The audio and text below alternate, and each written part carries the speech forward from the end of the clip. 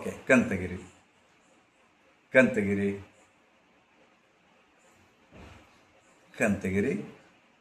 ಏನು ಬಿಡ್ಬೋದು?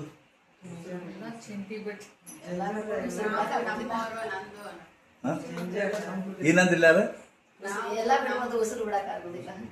ಎಸ್, ಆಯ್ತು. ಮತ್ತೆ ಏನು ಬಿಟ್ಟರೆ ಮನುಷ್ಯ ನಿರಂಬಿರ್ತಾನ?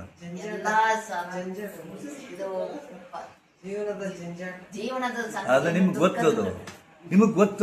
ಏನು ಬಿಟ್ಟರೆ ಮನುಷ್ಯ ನಿರಂಬಿರ್ತದ? ಬೆಳಕ್ ಶಕ್ತಿನೇ ಇಲ್ಲಮ್ಮ, ಬೆಳಕ್ ಶಕ್ತಿ ಇಲ್ಲ. ಬ್ಯೂಟಿಫುಲ್. ಏನು ಅದ್ಭುತಮ್ಮ. ನಾನು ಏನು ಹೇಳ್ಬೇಕಂದ್ರೆ ನಿನ್ನ ಬಾಯಿಂದ ಬಂದು ಈಗ ನೀವು ಬಂಧನಕ್ಕೆ ಯಾಕೆ ಸಿಲುಕಿದ್ದಪ್ಪ ಅಂದ್ರೆ ನಂದು ಅನ್ನೋ ಭಾವ. ನಾನು ಅನ್ನೋ ಗೊತ್ತಬೇಡ, ಅದು ಬಿಟ್ಟುಬಿಟ್ರೆ ನೀವು ಬಂಧನಕ್ಕೆ ಸಿಲುಕಿದ್ದು ನನ್ನದು. ಎಷ್ಟು ನೀವು ಗಾಢವಾಗಿ ನಂದು ನಂದು ನಂದು ನಂದು ಅಂತೀರಿ, ಅಷ್ಟು ಸಿಕ್ಕೊಂಡ್ಬಿಟ್ಟು ಸಾಯಕತ್ತೀರಿ. ನಿಮ್ಮನ್ನ ಕಟ್ಟಿ ಹಾಕಿದ್ದು ಯಾವುದು? ಮಾಯಾ.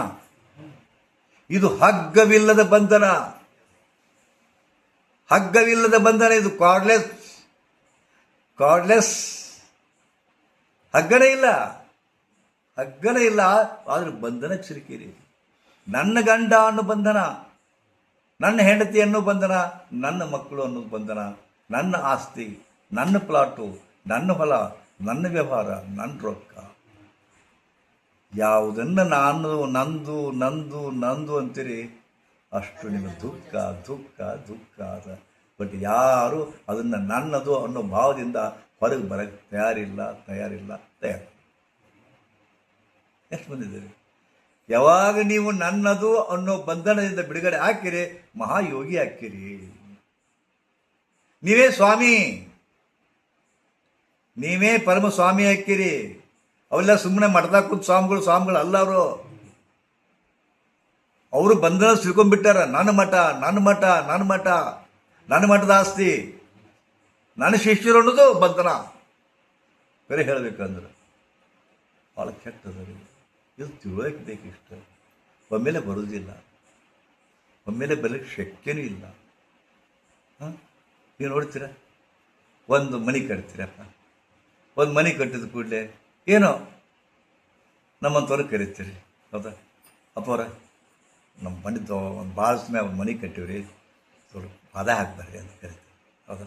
ಒಳಗೆ ಕರ್ಕೊಂಡೋಗಿ ಅಪ್ಪವ್ರ ಇದು ನೋಡ್ರಿ, ಇದು ಬಂದು ಕೂಡಾಕ ಇದು ಪಡಸಾಲ್ರಿ ಅಪ್ಪವ್ರ ಅಂತ, ಹೌದಾ? ಈ ಕಡೆ ಬಂದರೆ ಇದು ಅಡುಗೆ ಮಾಡಿರಿ, ಅದು ಏನಪ್ಪ ಅಂತ ಕೇಳ್ತೀವಿ. ಬಾತ್ರೂಮ್ ರೀ ಬುದ್ಧಿ ಅಂತ, ಹೌದಾ? ಎಷ್ಟದ ಬಾತ್ರೂಮ್? 12-18 ಅಂತದ್ದು. 12-18 ಬಾತ್ರೂಮ್. ಪಾಯ್ಖಾನೆ 6-8 ರೀ. ಅಡುಗೆ ಮನೆ ಅಷ್ಟು. ದೇವ್ರ ಕೋಲಿ 2-4. ದೇವ್ರ ಕೋಲಿ ಎಷ್ಟು? 2-4. ಸಣ್ಣ ದೇವ್ರ ಕೋಲಿ. ಅವರ ಸಂಡಾಸ್ರೂಮ್ ಭಯಂಕರ ದೊಡ್ಡದು. ನೀವು ಕಿಮ್ಮತ್ತು ಕೊಟ್ಟಿದ್ದು. ದೇವ್ರ ಕೋಲಿಗಿಂತ ಸಂಡಾಸ್ರೂಮ್ ದೊಡ್ಡದು ಕಟ್ಟಿರಿ, ದೇವ್ರ ಕೋಲಿಗಿಂತ ಬಾತ್ರೂಮ್ ದೊಡ್ಡದು ಕಟ್ಟಿರಿ, ದೇವ್ರ ಕೋಲಿಗಿಂತ ನಿಮ್ಮ ಬೆಡ್ರೂಮ್ ದೊಡ್ಡದ, ಹೌದಾ? ನಿಮಗೆ ಹೆಂಗಿರ್ಬೇಕು ಗೊತ್ತಾಗಲಿಲ್ಲ. ಮಾತು ಕೇಳಿದ್ರಪ್ಪ, ಇದು ದೇವ್ರು ಎಲ್ಲ ಕಡೆ ಅದನ್ರಿ, ಅದು ಬಿಡಬೇಕಿಲ್ಲ, ಹೌದಾ? ಇವತ್ತಿನ ಟ್ರೆಂಡ್ ಚೇಂಜ್ ಆಗಿಬಿಟ್ಟದು. ಮೊದಲು ಎಲ್ಲ ಅಡುಗೆ ಮನೆ, ಬಾತ್ರೂಮು, ದೇವ್ರ ಕೋಲಿ ಎಲ್ಲ ಇದ್ದು. ಈಗ ಒಂದೇ ದೇವ್ರ ಕೋಲಿ ಹೋಯ್ತು. ದೇವ್ರ ಕೋಲಿ ಎಲ್ಲೈತಿಪ್ಪ? ಒಂದು ಫೋಟೋ ಇಂಥ ಕ್ಯಾಲೆಂಡರ್ ಆಗಿರ್ತಾರೆ, ಅದಪ್ಪ ದೇವ್ರ ಕೋಲಿ. ದಿನ ಹೋಗಿ ಒಂದಿಟ್ಟು ಬುದ್ಧಿ ಕಟ್ಟಿಪ ನಮಸ್ಕಾರ ಮಾಡ್ತಾರೆ, ಇಷ್ಟ ಸ್ವಾರ್ಥಿಯಾಗಿ. ಅದ ದೇವ್ರ ಕೋಲಿ ಅಂತ. ದೇವ್ರ ಕೋಲಿ ಪ್ರತ್ಯೇಕ ಯಾಕೆ ಬೇಕ್ರಿ ಗುರುಗಳ? ದೇವ್ರು ಎಲ್ಲ ಕಡೆ ಅಲ್ಲ ಅಂತಾರ. ಆಯ್ತಾ? ದೇವ್ರ ಕೋಲಿ ಹೋಯ್ತು. ಮುಂದೆ ಈಗ ಅಡಿಗೆ ಮನೆ ಕಟ್ಟೋದಿಲ್ಲ ಯಾರು? ಅಡಿಗೆ ಮನೆ ಇಲ್ಲವೇ ಇಲ್ಲ. ಬೆಂಗಳೂರು ಮಹಾನಗರದೊಳಗೆ, ಪುಣಾದೊಳಗೆ, ಮಡ್ರಾಸ್ ಒಳಗೆ ಅಡುಗೆ ಮನಿನ ಇಲ್ಲ. ಯಾಕಂದ್ರಪ್ಪ ಅಂದ್ರೆ ಇಬ್ರು ದುಡಿತಾರ. ಗಂಡನು ಇಂಜಿನಿಯರ್, ಹೆಂಡತಿನೂ ಇಂಜಿನಿಯರ್. ಆಕಿ ಇದು ಚಂತನ ಹೋಗಾಕಿ, ಈಗಲೂ ಚಂದ ಸಂಜೆ ಮುಂದೆ 6 ಗಂಟೆಗೆ ಮೀಟಿಂಗು. ಮತ್ತು ಯಾರು ಅಡುಗೆ ಮಾಡೋರು? ಮತ್ತು ಹೆಂಗೆ? ಸ್ವಿಗ್ಗಿ, ಜೊಮ್ಯಾಟೊ ಆರ್ಡರ್ ಮಾಡಿದ್ರೆ ಸಾಕು, 15 ಮಿನಿಟ್ನಾಗ ಮನೆಗೆ ಬಿಸಿ ಅಡುಗೆ ಬರ್ತದೆ. ಅದು ಯಾಕೆ ಬೇಕ್ರಿ? ಅಡುಗೆನೇ ಮಾಡಿದ್ರೆ ಅಡುಗೆ ಮನೆ ಯಾಕೆ ಬೇಕು ಅಂತಾರ ಮಂದಿ. ಆಯ್ತು, ತೋರಿಸಿದ ಎಲ್ಲ ನೋಡಿದ್ದೀವಿ. ಮ್ಯಾಗ ಒಂದು ಡುಪ್ಲೆಕ್ಸು ನೋಡಿದ್ದೀವಿ. ಕುಂತೀವಿ, ಬಂದು ಅಪ್ಪವ್ರ ಹೆಂಗೈತ್ರಿ ಮನೆ ಅಂತ ಕೇಳ್ದ. ಎಷ್ಟು ಚಂದ ಐತಿ ಒಳಪ್ಪ ಅಂದೆ ನಾನು. ಎಷ್ಟು ಚಂದ ಐತಿ ಅಂತ ಅವ ಅಂದ ಭಕ್ತಿಯಿಂದ. ಅಪ್ಪವ್ರ ಎಲ್ಲ ತಮ್ದಲ್ರಿಪ್ಪ, ಏನಂದ್ರೆ ಎಲ್ಲ ತಮ್ದ ಅಲ್ರಿಪ್ಪ ಅಂದವ. ಎಲ್ಲ ತಮ್ದ ಅಂತಿರಲಿಲ್ಲ, ಮತ್ತು ನೀವು ಎಲ್ಲ ಬಂದವ್ರಿಗೆ ಅಂತಿರಲಿಲ್ಲಪ್ಪ ಹೇಳಿ ಖರೆ. ಎಲ್ಲ ತಮ್ದ ಅಂತೀರಿ, ಆಶೀರ್ವಾದ ಸಹಿತ ಅನ್ನೋದಿಲ್ಲ, ಎಲ್ಲ ತಮ್ದ ಅಲ್ರಿಪ್ಪ ಅಂತಾರೆ. ಅವ ನಾ ಹೇಳ್ತೀವಿ, ಭಾಳ ನನ್ನ ಮನಸ್ಸಿಗೆ ಹಿಡಿಸೈತಿ, ಎಲ್ಲ ನಮ್ದ ಅಂದಪ್ಪ ಅಂದ್ರೆ ನಾ ಇಲ್ಲಿ ಇಡ್ತೀನಿ, ನಿಮ್ಮ ಬ್ಯಾರೆ ಮನೆ ಕಟ್ಕೊಂಡು ಅಂದ್ರೆ ನಾವು ಸುಮ್ಕ ಅಂತೀವ್ರಿ ಅಂತ ಸುಮ್ಕ ಅಂತೀವ್ರಿ ಏನಂತಾರ ಅವರು. ಬರೀ ಇಲ್ಲಿಂದ ನನ್ನದು ಅದು ನಿಮ್ಮದು ಅನ್ನೋದು ಇಲ್ಲಿಂದ ಬರ್ತದ. ಡೀಪಾಗಿ ನನ್ನದು ಅಂತಿರ್ತದೆ, ಡೀಪಾಗಿ ನನ್ನದು ಅಂತಿರ್ತದೆ. ಇದೇ ಬಂಧನಕಾರಿ, ಇದೇ ಬಂಧನಕಾರಿ. ಇದರಿಂದ ಹೊರಗೆ ಬರೋದು ಭಾಳ ಕಠಿಣ. ಎಷ್ಟು ಡೀಪಾಗಿ ಸಿಕ್ಕೊಂಡಿವಪ್ಪ ಅಂದ್ರೆ ಮನುಷ್ಯನ ಗುಣ ಹೆಂಗೈತಪ್ಪ ಅಂದ್ರೆ, ಒಂದು ಪ್ರವಾಹ ಬಂತು ಇಲ್ಲಿ, ಮಲಪ್ರಭಾ ನದಿ ಅಂತದ. ಮಲಪ್ರಭಾ ನದಿ 8 ಕಿಲೋಮೀಟರ್ ಮ್ಯಾಗ ಕಮತಿಗೆ ಬ್ರಿಡ್ಜು ಮಲಪ್ರಭಾ ನದಿ. ಒಂದು ಸಲ ಇಂಥ ಮಳೆ ಬಂತು, ಆ ಬ್ರಿಡ್ಜ್ ಮ್ಯಾಗ ನೀರು ಬಂತು, ಒಂದು ಆಳ ನೀರು, ಎಲ್ಲ ಹಳ್ಳಿಗಿಳಿ ಮುಳುಗಿದ್ದು. ಅದು ನೋಡಕ್ಕೆ ಹೋಗಿದ್ದೀವಿ ನಾವು, ಅವಾಗ ಅವು ಎಲ್ಲ ಹರ್ಕೊಂಬರಕ್ಕೆ ಹೋಗ್ತಿದ್ದು. ಹೊಲದಾಗ ಹಾಕಿದ್ದು ಮೇವಿನ ಪ್ಯಾಂಡಿ ಗುಡಿಸ್ಲ ಎಲ್ಲ ತಿಳ್ಕೊಂಬರಕತ್ತೇವು, ಭಯಂಕರ ಅಗೂಲ. ಅವಾಗ ಮುಂದೆ ನಮ್ಮ ಕೂಡ ಒಂದಿಷ್ಟು ಮಂದಿ ನಿಂತಿದ್ರು, ಹಂಗೆ ಭಯಂಕರ ಬಂದು ನೋಡಕ್ಕೆ ಬಂದಿದ್ರು. ಸಾವಿರಾರು ಜನ ಹೊರ ಹಿಂಗೆ ನೋಡಕ್ಕೆ ಹತ್ತಿದ್ರು. ಅಲ್ಲಿ ಮುಂದೆ ಹಿಂಗೆ ನೋಡಕ್ಕೆ ಹತ್ತಿದಪ್ಪ. ಏನು ನೋಡಕ್ಕೆ ಹತ್ತಾರ, ಅದು ಬೆಳ್ಳಿ ಬೆತ್ತ ಹೋಗ್ತದ ತಿಳ್ಕೊಂಡು ಹೊಂಚಿದ್ ಬೆಳ್ಳಿ ಬೆತ್ತ. ಬಹುಶಃ ಯಾವುದೋ ಮಠದಾಗ ಪ್ರವಾಹ ಹೋಗೈತಿ, ತಿಳ್ಕೊಂಬಂದತ್ತ ಅದನ್ನ ಹೊಂಟತಿ. ಅವ ಅಂದ ಬಿಡಬಾರ್ದಿದ ನಂದವ, ದೊಡ್ಡ ಈಜುಗಾರ ಅವ.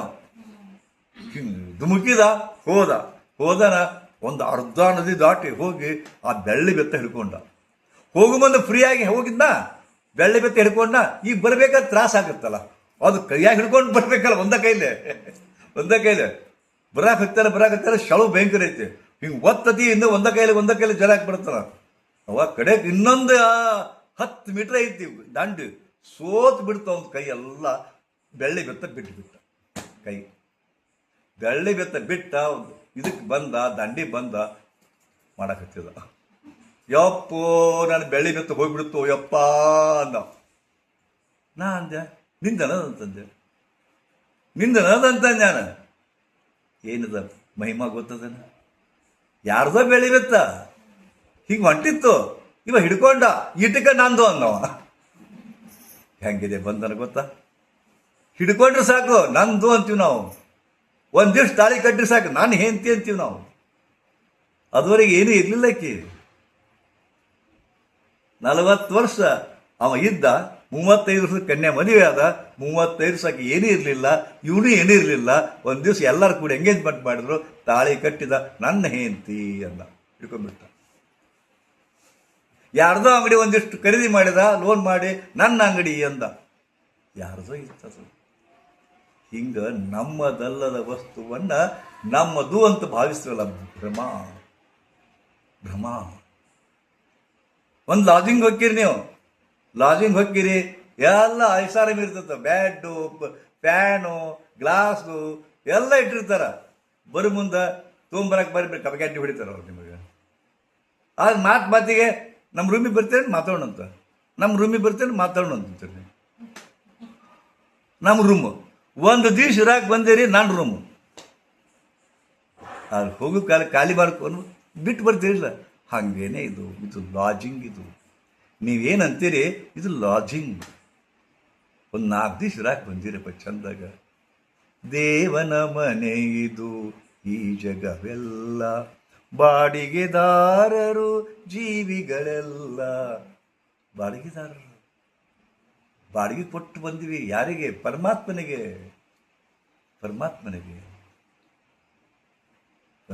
ಬಾಡಿಗೆ ಕೊಡಕತ್ತೀವಿ ನಾವು. ಇಷ್ಟೇ ದಿವಸ, ಇಷ್ಟೇ ವರುಷ ಇರಬೇಕೆನ್ನುವ ಕಟ್ಟು ಕರಾರು. ಬಾಂಡ್ ಬರ್ಸ್ಕೊಡ ನಮ್ಮ ಕಡೆಯಿಂದ. ಹೆಂಗೆ ನೀವು ಬರ್ತಿರಲ್ಲ, ಬಾಡಿಗೆದಾರ ಕಡೆ ಬಾಂಡ್ ಬರ್ಸ್ತಿಲ್ಲ, 11 ತಿಂಗಳ ಈಗ ಬಿಟ್ಟು ಹೋಗ್ಲಿಲ್ಲ ತಿಳ್ಕೊಂಡು, ಹೌದಾ? ಇರಬೇಕೆನ್ನುವ ಕಟ್ಟು ಕರಾರು, ಏನಿಹುದೇನೋ ಅರಿತವರ್ಯಾರು ಅಲ್ಲ. ಅದಕ್ಕೆ ಇದು ಬಾಡಿಗೆ ಮನೆ ಅದ. ಈ ಪ್ರಜ್ಞೆ ಯಾವಾಗ ಬರ್ತದ, ಅವಾಗ ಮನಸ್ಸು ನಿರಂಬಳ ಆಗ್ತದೆ. ನನ್ನದು ನನ್ನದು ಅನ್ನೋದು ಬಂಧನ, ನಿನ್ನದು ನಿನ್ನದು ಅನ್ನೋದು ಮೋಕ್ಷ. ಇಷ್ಟು ತಿಳ್ಕೊಂಡ್ಬಿಟ್ರಿ. ಇನ್ನೂ ಲಾಸ್ಟ್ ಒಂದು ಉದಾಹರಣೆ ಕೊಡ್ತೇನೆ. ಮಳೆ ಬರಾಕತ್ತೈತಿ, ದೋ ಮಳೆ ಬರಾಕತ್ತೈತಿ, ಹೊರಗೆ ಕೆಸರದ, ಆ ಕೆಸರಾಗ ಕಾಲು ಇಟ್ಕೊಂಡು ಬಂದರೆ, ಒಳಗೆ ಬಂದರೆ, ಚಡಿ ಒಳಗೆ ಛತ್ರಿ ಒಳಗಿಟ್ಟು ಹೊರಗಿಟ್ರಿ ಬಂದರೆ, ಒಳಗೆ ಬಂದರೆ ಕಾಲೆಲ್ಲ ರಾಡೆ ಬಿಟ್ಟದ. ನಾವಿಲ್ಲೇ ಆ ಜಮಖಾನ ಹಾಸಿವಿ ನಾವು, ಹೌದಾ? ಜಮಖಾನ ಹಾಸಿವಿ, ಬರ್ತೀರಿ ಹಿಂಗೆ ಮಾಡಿ ಒಳಗೆ ಬರ್ತೀರಿ. ಯಾವುದಕ್ಕೆ? ನಮ್ಮ ಜಮಖಾನಕ್ಕೆ, ಆಶ್ರಮ ಜಮಖಾನಕ್ಕೆ ಹಿಂಗೆ ಇಟ್ಟು ಬರ್ತೀರಿ. ಮುಂದೆ ಬರ್ತೀರಿ, ಈ ಸ್ವಲ್ಪ ಹೊಲ ಸಾಬಾರ್ದು ಅಂತ ತಿಳ್ಕೊಂಡು ನಿಮ್ದೇ ಶಾಲ್ ತಂದು ಹಾಕ್ಕೊಂಡಿರ್ತೀರಿ. ನಿಮ್ದೇ ಶಾಲ್ ಹಾಕೊಂಡು ಕೊಡ್ತೀರ, ನಮ್ಮ ಜಮಖಾನ ಅದ್ರ ಮೇಲೆ ಶಾಲ್ ಹಾಕ್ಕೊಂಡಿರ್ತೀರಿ. ಮತ್ತೆ ಬರ್ತಾನ ಆ ಶಾಲ್ ಮೇಲೆ ಕಾಲಿಡ್ಲಿ, ಸರಿ ರೀ ನಮ್ಮನ್ನ ತುಳಿತಿರಲ್ಲ ಅಂತ ನೋಡ್ರಿ. ಆ ಜಮಖಾನ ಹೊಲಸ ನಡೀತೈತಿ, ಯಾಕಂದ್ರೆ ನಂದು ಅಲ್ಲಲ್ಲ ಅದು. ಜಮಖಾನ ಹೊಲಸ ನಡೀತೈತಿ, ಆಶ್ರಮದ್ದು ಅದು. ನನಗೇನು ಮಾಡ್ತೈತಿ? ಇದು ನಂದು ಅಂತ ಭಾವನೆ ಬಂತಿಲ್ಲೋ, ಅದ್ರ ಕಾಯ್ಕೋಬೇಕು ಅನ್ಸುತ್ತೆ. ಗೊತ್ತ? ಭಾಳ ಹಿಂಗೆ ಹೇಳ್ಕೊಂತ ಭಾಳದ. ಅದು ಒಂದು ತಿಳ್ಕೊರಿ, ನೀವು ಎಷ್ಟು ನಂದು ನಂದು ನಂದು ಅಂತೀರಿ ಬಂಧನ, ನಿಂದು ನಿಂದು ನಿಂದು ಅನ್ರಿ ಮೋಕ್ಷ. ಬಟ್ ನಿಂದು ಅನ್ನಕ ನೀವು ತಯಾರಿಲ್ಲ. ಮತ್ತು ಬಂಧನದ ಸಿಕ್ಕೊಂತೀರಿ, ಸಾಯ್ತೀರಿ. ಬಂಧನದ ಸಿಕ್ಕೊಂಡೇ ಸಾಯ್ತೀರಿ. ನೀವು ಏನು ಡಿಸೈಡ್ ಮಾಡ್ರಿ? ಹಾಗಾದರೆ ನಿಂದಂತೀರೋ ನಂದಂತೀರೋ? ನಿಂದು ಅಂತೀರೋ ನಂದಂತೀರೋ? ಎಷ್ಟು ಸರಳದ. ನಿಂದು ಅಂದರೆ ಮೋಕ್ಷ, ನಂದು ಅಂದ್ರೆ ಬಂಧನ. ಏನು ಮಾಡ್ತೀರಿ? ಸುಮ್ಮನೆ ನಾಟಕ ಅದು. ಇಲ್ಲಿಂದ ಬರ್ತದೆ, ಹೋಗೋದಿಲ್ಲ. ಅದಕ್ಕೆ ಒಳಗಿಂದ ಕಳ್ಕೋರಿ. ಒಳಗೆ ಡೀಪಾಗಿ ನಂದು ನಂದು ನಂದು ನಂದು ಅಂತ ಡೀಪಾಗಿ ಒಳಗೆ ಹೋಗ್ತದೆ. ಅದಕ್ಕೆ ಆದಷ್ಟು ಒಂದಿಲ್ಲ ಒಂದು ದಿನ ಧ್ಯಾನ ಮಾಡಿರ್ತೀನಿ ನಾನು. ದಿನ ಧ್ಯಾನ ಮಾಡಿ ಏನು, ಒಂದಿಲ್ಲ ಒಂದು ದಿವಸ ನಾ ಸಾಯಮ್ಮ. ಇವ್ರು ಯಾರು ನನ್ನವರಲ್ಲ, ಇದು ಯಾವುದು ನನ್ನದಲ್ಲ. ಹೀಗೆ ದಿನ 5 ನಿಮಿಷ ಹೇಳ್ಬೇಕು. ಇನ್ನು 5 ನಿಮಿಷ ಹೇಳ್ಕೋಬೇಕು. ಹೆಂಗೆ ನೀವು ಮನೆ ಬಿಟ್ಟು ಬರಕ್ಕೆ ಕಲಿಬೇಕು, ಹಂಗೆ ಹೇಳ್ಕೋಬೇಕು. ಒಂದಿಲ್ಲ ಒಂದು ದಿವಸ ನಾವು ಬಿಟ್ಟು ಹೋಗೋಣ. ಇದು ಸ್ಪೀಡ್ ಮಾಡಬೇಕು. ನಿಮ್ಮ ತಲೆ ಎಂಬ ಕಂಪ್ಯೂಟರ್ನೊಳಗೆ ಇದು ಯಾವುದು ನನ್ನದಲ್ಲ ಅಂತ ಸ್ಪೀಡ್ ಮಾಡಬೇಕು. ಅವಾಗ ದುಃಖ ಆಗೋದಿಲ್ಲ, ಒಮ್ಮಲಿಗೆ ಹೋಗೋದಿಲ್ಲ. ಅದಕ್ಕೆ ದಿನಾಳು ಫೀಡ್ ಮಾಡ್ಬೇಕು. ಅದಕ್ಕೆ ನಂದಲ್ಲ ನಂದಲ್ಲ ನಂದಲ್ಲ ನಂದಲ್ಲ, ಈಕೆ ನನ್ನಾಕೆ ಅಲ್ಲ, ಈಕೆ ನನ್ನಾಕೆ ಅಲ್ಲ, ಮಕ್ಕಳು ನನ್ನವರಲ್ಲ. ಬರ್ತದ ಹೇಳ್ರಿ? ಬರ್ತದ ನಮ್ಮ ಭಾವನ? ಸಾಧ್ಯ ಇಲ್ರಿ. ಆದರೆ ಯಾರು ಗಟ್ಟಿ ಧೈರ್ಯ ಮಾಡಿ ಒಳಗೆ ಕಲ್ಲು ಮನಸ್ಸು ಮಾಡಿಕೊಂಡು ಯಾರು ನನ್ನವರೇ ಅಲ್ಲ. ಸ್ವಾಮಿಗಳಿಗೆ ಇದೇ ಟ್ರೈನಿಂಗ್ ಕೊಡ್ತಾರೆ. ಅವು ಪೂರ್ವ ಆಶ್ರಮದೊಳಗೆ ಗಂಡ ಅವ್ರು ಏನೋ ಯಾರಿಗೋ ಅಪ್ಪ ಆಗಿರ್ತಾರೆ, ಯಾರಿಗೋ ಅಣ್ಣ ಆಗಿರ್ತಾರೆ, ಯಾರಿಗೋ ಇದಾಗಿರ್ತಾರೆ. ಮಠಕ್ಕೆ ಸ್ವಾಮಿ ಆದಮೇಲೆ ಎಲ್ಲ ತ್ಯಾಜ್ಯ ಮಾಡ್ಬೇಕಾರೆ. ಆದರೆ ಈಗ ಯಾವ ಸ್ವಾಮಿಗಳು ತ್ಯಾಜ್ಯ ಮಾಡಲ್ಲ, ಅದನ್ನು ಬಿಡಲ್ಲ. ಅದಕ್ಕೆ ಅವರು ನಿಮಗಿಂತಲೂ ಹೆಚ್ಚು ಬಂದಂತ ಸಿಕ್ಕೊಂಡಾರ. ಅವರು ನಿಮಗಿಂತಲೂ ಹೆಚ್ಚು ಬಂದಂತ ಸಿಕ್ಕೊಂಡಾರ. ನೀವೇ ಚಲೋ ಅವ್ರ ಮುಂದೆ. ಗೊತ್ತಾ? ಪ್ರಾಕ್ಟೀಸ್ ಮಾಡ್ತೀರ? ಏನು ಮಾಡಬೇಕು? ಬೆಳಗ್ಗೆದ್ದು ಕನ್ಸು ಕೂಡಬೇಕು. ಯಾಕ? ಒಂದಿಲ್ಲ ಒಂದು ದಿವಸ ನಾನು ಸಾಯುವುದು. ಕಟ್ಟಿಟ್ಟು ಬುತ್ತಿ ಜಾತಸ್ಯ ಮರಣಂ ಧ್ರುವಂ. ಒಮ್ಮೆ ಹುಟ್ಟಿವೆ ಅಂದಾಗ ಸಾವು ಕಟ್ಟಿಟ್ಟು ಬುತ್ತಿ.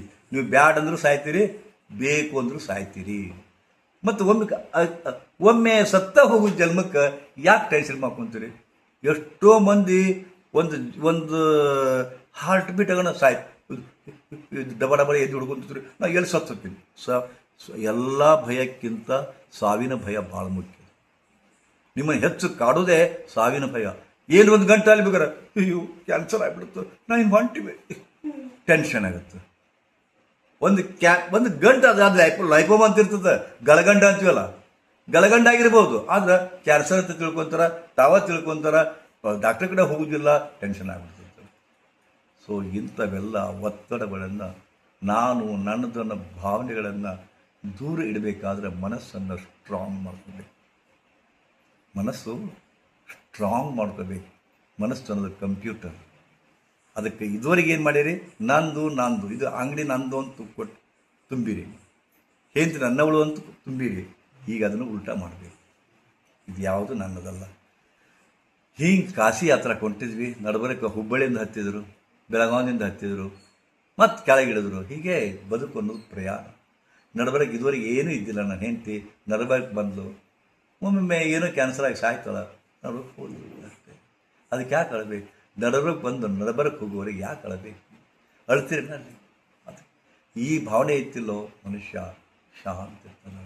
ಇಲ್ಲಿಕಂದ್ರೆ ಟೆನ್ಷನ್, ದುಃಖ, B P, next stage diabetes, 2 ಕೂಡಿದ್ರೆ ಮತ್ತೊಂದು ರೋಗ, 3 ಕೂಡಿದ್ರೆ ಮತ್ತೊಂದು ರೋಗ, 4 ಕೂಡ್ತಾವ, 4 ಕೂಡಿ ಮತ್ತೊಂದು ರೋಗ, ಒಂದಕ್ಕೊಂದು ಜಾಸ್ತಿ ಹೊಂತಾವ.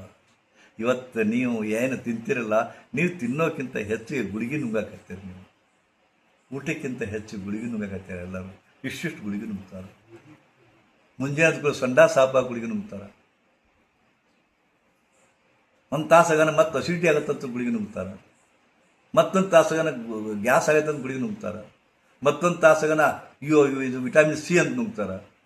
ಮತ್ತೊಂದಾಗನ ವಿಟಮಿನ್ B12 ಅಂತ ನುಂಗ್ತಾರೆ.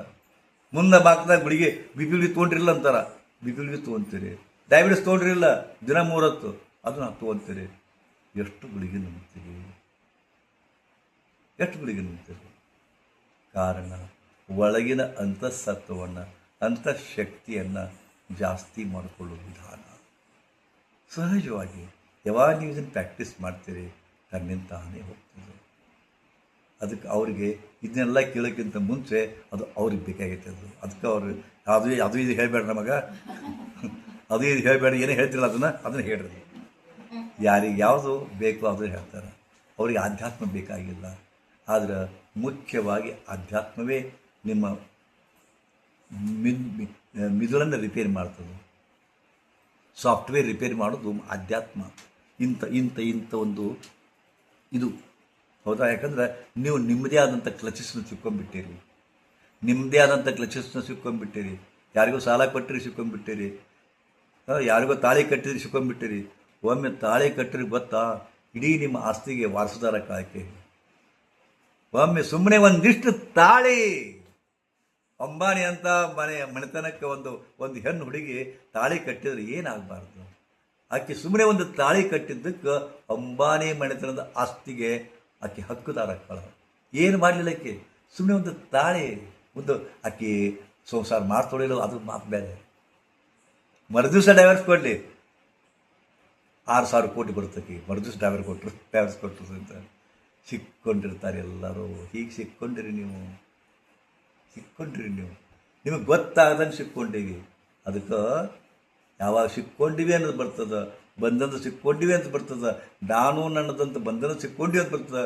ಅವಾಗ ಬೆಳಗ್ಗೆ ಎದ್ದು ಶಾಂತವಾಗಿ ಓಂ ತ್ರ್ಯಂಬಕಂ ಯಜಾಮಹೇ ಸುಗಂಧಿಂ ಪುಷ್ಟಿವರ್ಧನಂ ಉರ್ವಾರುಕಮಿವ ಬಂಧನಾನ್ ಮೃತ್ಯೋರ್ಮುಕ್ಷೀಯ ಮಾಮೃತಾತ್.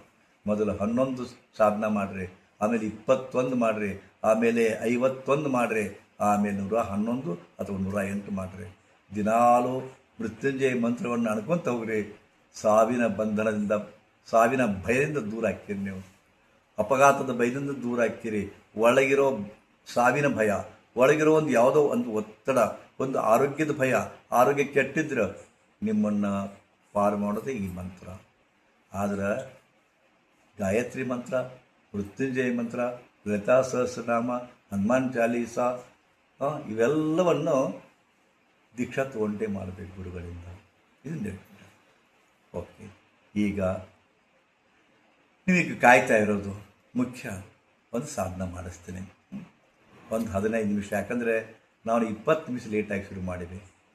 20 ನಿಮಿಷ ಲೇಟಾಗಿ ಶುರು ಮಾಡಿವಿ. ತಯಾರಿದ್ದೀರಾ? ಮತ್ತೇನು ಲೇಟ್ ಆಗುತ್ತಾ ನಿಮಗೆ? ಊಟ ಲೇಟಾಗಿ ಮುಟ್ಕೊಂಡು